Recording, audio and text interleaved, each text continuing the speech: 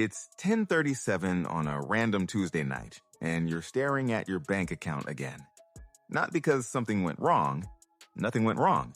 In fact, if you showed these numbers to almost anyone 5 years ago, they'd say you made it. $102,347. Saved, invested, sitting there. And yet, it doesn't feel like anything changed.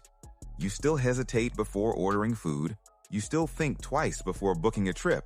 You still do that quiet mental math every time you spend money, like one wrong decision could somehow undo everything. And the weird part is, you thought this number would fix that.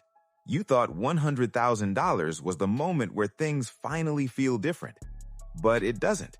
It just feels like the same life with a bigger number attached to it. And that's not an accident, because the truth is, $100,000 is one of the most misunderstood milestones in modern finance, not because it's small, but because of what it actually represents. Let me explain.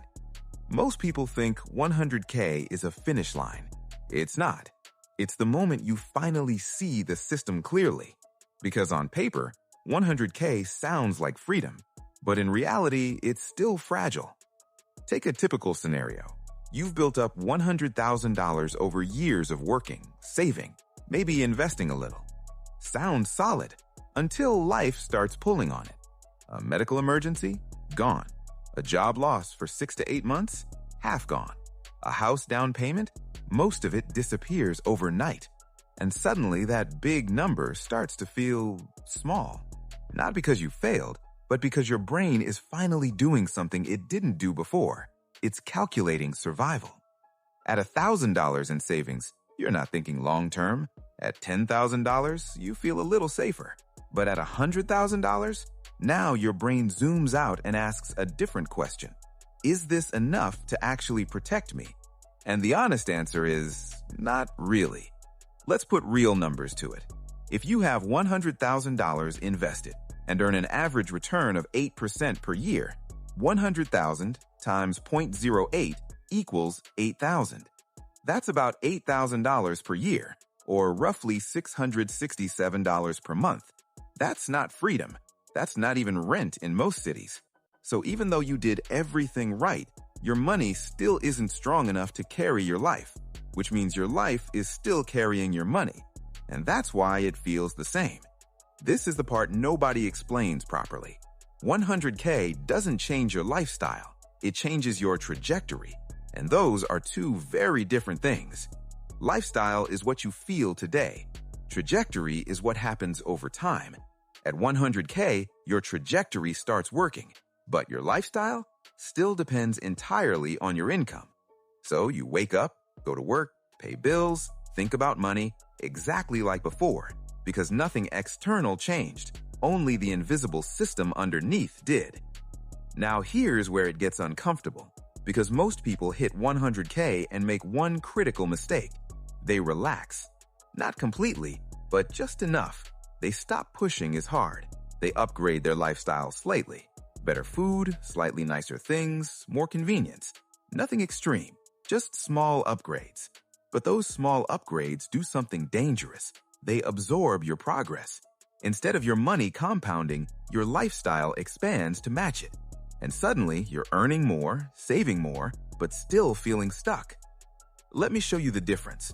Person A hits 100K and maintains their lifestyle. They keep investing aggressively. They treat 100K like a foundation, not a reward. Person B hits 100K and slowly increases spending. Nothing crazy, just more comfort. 5 years later, Person A crosses 200K to 250K. Person B is still hovering around 120K to 140K. Same income, same starting point, completely different outcomes.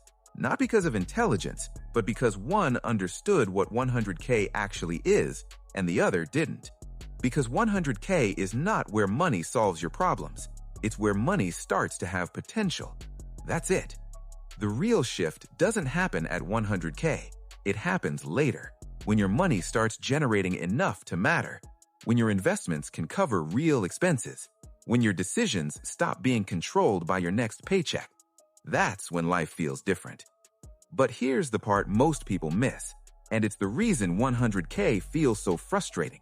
You're closer than you think, because the hardest part of building wealth is not going from 100K to 1 million.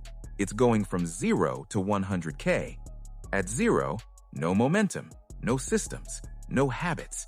At 100K, you understand saving, you understand investing, you have proof that it works, which means mathematically, you've already crossed the hardest barrier. So why does it feel like nothing? Because progress at this stage is invisible. Your life hasn't caught up to your trajectory yet, but it will, if you don't interrupt it. And that's really the decision in front of you. Not, why does 100K feel like nothing? But, what do I do now that I know it's not enough? Because the people who eventually feel free are not the ones who celebrate 100K. They're the ones who treat it like step one. They double down, they stay consistent, they protect the system they built. So, if you're sitting there, looking at a number that should feel big, but somehow doesn't, there's nothing wrong with you. You're not ungrateful. You're not doing it wrong.